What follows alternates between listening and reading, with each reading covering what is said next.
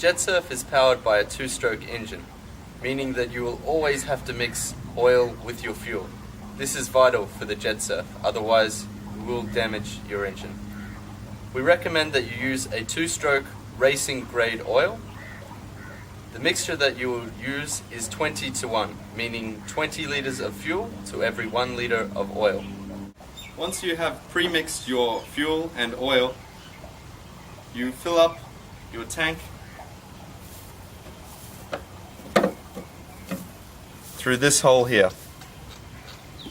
Once you have filled your tank, ensure that you have screwed the cap down properly.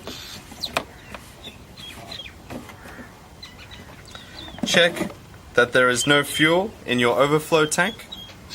This tank here is just for overflowed fuel. So once you have finished riding, open this tank up and pour it back into your main petrol tank.